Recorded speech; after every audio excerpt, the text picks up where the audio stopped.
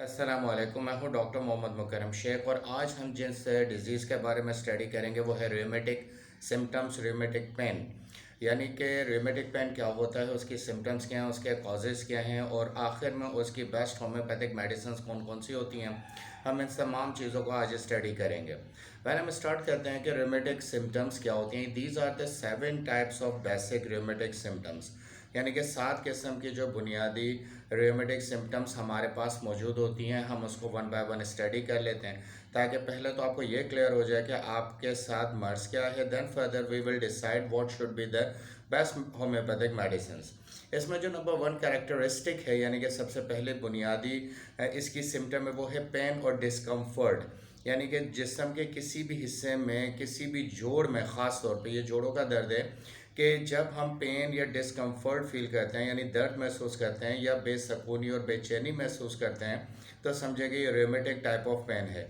ये शोल्डर्स में हो सकता है, नीज़ में हो सकता है, घुटनों में, टखनों में, कोहनी में और कंधे की हड्डियों में, कमर के नीचे हिस्से में, मतलब मुख्तलिफ़ जगहों पे जहाँ जहाँ हमारे जॉइंट्स हैं या सिंगल एक जॉइंट है, वहाँ पे अगर हम पेन और डिस्कम्फर्ट, बेचैनी या दर्द महसूस करते हैं तो ये रूमेटिज़म की एक टाइप है। यानी कि फर्स्ट इसकी सिम्टम ये है। नंबर 2 इसका ये होता है कि पेन ऑन मोशन, यानी कि जब भी आप हरकत करते हैं उस हिस्से में दर्द होता है।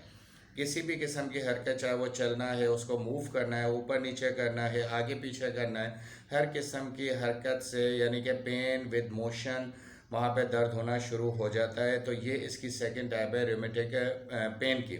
नंबर 3 इसकी सिम्टम है वो है सोरनेस, यानी कि सूजन या दुखन। सोरनेस का मतलब है ऐसी दुखन कि उसको अगर हल्का सा भी टच किया जाए उस पार्ट को तो तकलीफ़ होती है, दर्द होता है और ऐसा महसूस होता है कि जैसे पहाड़ जैसा वज़न उसके ऊपर रख दिया गया हो। तो ये इसकी थर्ड टाइप थी, यानी कि तीसरी सिम्टम थी। अब चौथी सिम्टम इसकी है कि स्टिफनेस, वो ऐसा अकड़ा हुआ होता है। मिसाल के तौर पे अगर कंधे का रूमेटिक पेन है तो सुबह जब आप सो के उठते हैं तो ऐसा लगता है कि वो फ्रोज़न यानी कि जम चुका है। फिर थोड़ी देर के बाद जिस तरह टाइम आगे बढ़ता है, हल्की हल्की मूवमेंट पैदा होती है, उसके बाद वो दर्द ख़त्म होता है और कंधा अपनी हरकत यानी मोशन में आना शुरू हो जाता है। तो स्टिफनेस इसकी चौथी सिम्टम है, यानी कि अज़ू का या जॉइंट्स का अकड़ जाना। नंबर 5 इसका ये है कि आप जब हल्की सी हरकत करते हैं तो इससे आराम मिलता है, लेकिन जब अगर आप बहुत ज़्यादा ओवर एक्सर्शन या ओवर मोशन करेंगे उस पार्ट की तो तकलीफ़ बहुत ज़्यादा बढ़ जाती है। जैसे कि अभी मैंने कंधे के अंदर मिसाल दी कि अगर आप सुबह उठते हैं, हल्का हल्का मूवमेंट उसे शुरू करते हैं तो वो काम करना शुरू करता है, लेकिन दिन भर अगर आप उससे ज़्यादा काम लेंगे, कंधे से ज़्यादा मोशन में लेंगे, एक्सरसाइज करेंगे तो फिर तकलीफ बहुत ज़्यादा बढ़ जाती है।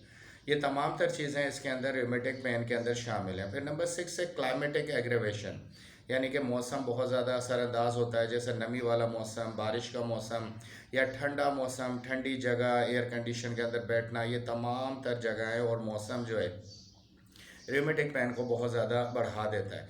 ये मैं पहले बता चुका हूँ कि रूमेटिक पेन का मतलब जिस्म के किसी भी हिस्से के अंदर जॉइंट्स में ख़ास तौर पर दर्द होना, और ये तमाम तर सिम्टम्स जो है मैं आपको उनकी बता रहा हूँ।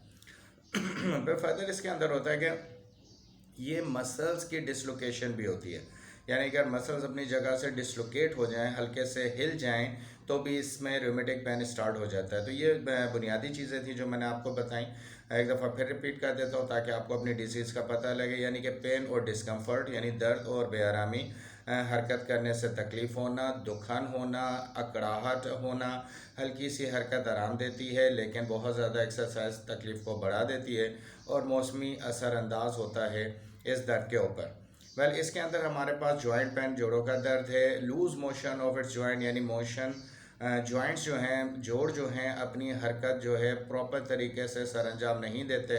इन्फ्लेमेशन, हल्की माँ से सूजन आ जाती है, स्वेलिंग, सूजन महसूस भी होती है, रेडनेस, और बाज़ दफ़ा हमें वहाँ पे सुर्खी सी भी दिखाई देती है। ये तमाम तर चीज़ें हमें इसमें दिखाई दे रही थी। अब मैं आपको फाइनली ये बताता हूँ कि आखिर रूमेटिक पेन होते क्यों हैं, ये जो सिम्टम्स हमारे अंदर पैदा होती हैं आखिर इसकी वजूहात क्या हो सकती हैं। उसमें नंबर 1 है ओवर एक्सर्शन, यानी कि बहुत ज़्यादा जॉइंट को काम देना। देखें, excess of everything is bad. किसी भी जिस्म के हिस्से को जब आप बहुत ज़्यादा हरकत देते हैं, काम लेते हैं या उस पर वज़न डालते हैं तो वो फिर ख़राब होना शुरू होता है और फिर वहाँ से पेन को स्टार्ट करते हैं। नंबर 2 है एनीमिया, यानी कि खून की कमी होना। बहुत सारे पेशेंट्स में बहुत सारी वजूहात की वजह से खून की कमी हो जाती है, ख़ासतौर पर ख़वातीन में ये मर्ज़ ज़्यादा नुमायाँ तौर पर सामने आता है। क्योंकि मेंसेस की वजह से, पीरियड की वजह से उनके अंदर जो लैक ऑफ ब्लड यानी RBCs, red blood cells, platelets का कम होना है, उसकी वजह से उनका रूमेटिक पेन यानी जोड़ों का दर्द ज़्यादा मुतासर करता है, इसलिए उनमें सूजन भी ज़्यादा दिखाई देती है।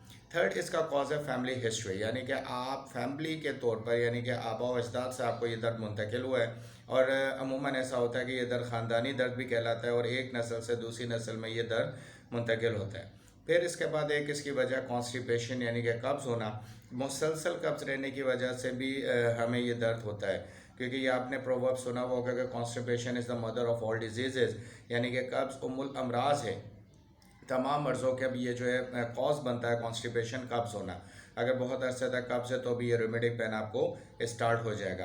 फर्दर इसका कॉज है वेट लिफ्टिंग, यानी कि बहुत ज़्यादा वज़न उठाना, ख़ासतौर पे मज़दूर अफराद या घर में अक्सर आपने फर्नीचर उठा लेना, कोई वज़नी चीज़ उठा लेने से भी उस जोड़ में जो दर्द स्टार्ट होता है तो फिर वो आसानी से नहीं जाता। फिर लैक ऑफ कैल्शियम, कैल्शियम की कमी होना, विटामिन डी की कमी होना, जिसमें बोन्स मुकम्मल तौर पे वीक हो जाती हैं तो भी ये मर्ज पैदा हो जाता है। अच्छा, एक है सेडेंटरी जॉब्स, यानी ऐसे काम जो कि बैठे रहने के, बहुत सारे अफरादों की ज़िंदगी में फ़िज़िकल एक्टिविटी बहुत कम होती है और वो ज़्यादातर वक्त बैठ कर गुजारते हैं, तो उस एक जॉइंट को एक पोजीशन में काफ़ी अरसे तक रखने से भी ये दर्द पैदा हो जाता है। और एक कॉज जो बड़ा कॉमन है, जो अमूमन डॉक्टर्स इसको डिस्कस भी करते हैं, वो यूरिक एसिड, कि जब बॉडी के अंदर यूरिक एसिड की मिकदार बढ़ जाती है तो हमारे अंदर ये मर्ज पैदा हो जाता है। तो ये वो डिटेल्स है जब मैंने आपके सामने रूमेटिक पेन रखा है, और अब मैं आपके सामने इसकी बेस्ट होम्योपैथिक मेडिसिन रखता हूँ। 4 मेडिसिन ऐसी हैं जो हम इसमें इस्तेमाल करेंगे। एक है ब्राइनिया, दूसरी रस्टॉक्स, तीसरी आर्निका और चौथी है कलकेरिया फॉस।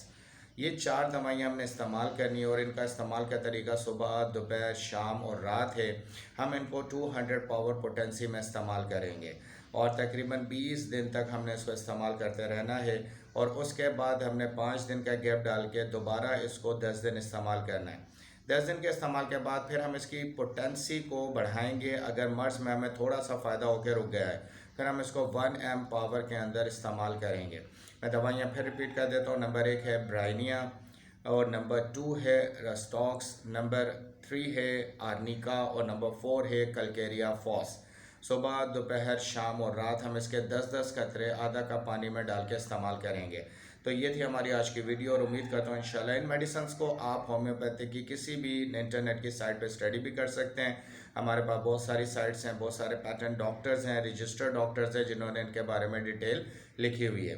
तो आज हमारा टॉपिक ख़त्म हुआ रूमेटिक पेन का। इंशाल्लाह नेक्स्ट टॉपिक के साथ और नेक्स्ट बेस्ट होम्योपैथिक मेडिसिन के साथ आपसे हम ज़रूर रब्ता करेंगे, और इन मेडिसिन को हम 1 बाय 1 एक्सप्लेन करेंगे अपनी अगली वीडियोस में। ब्राइनिया, रस्टॉक्स और कलकेरिया फॉस को किस तरह ये रूमेटिक पेन के ऊपर काम करती हैं। Thank you very much for watching. Subscribe this channel and click the bell icon.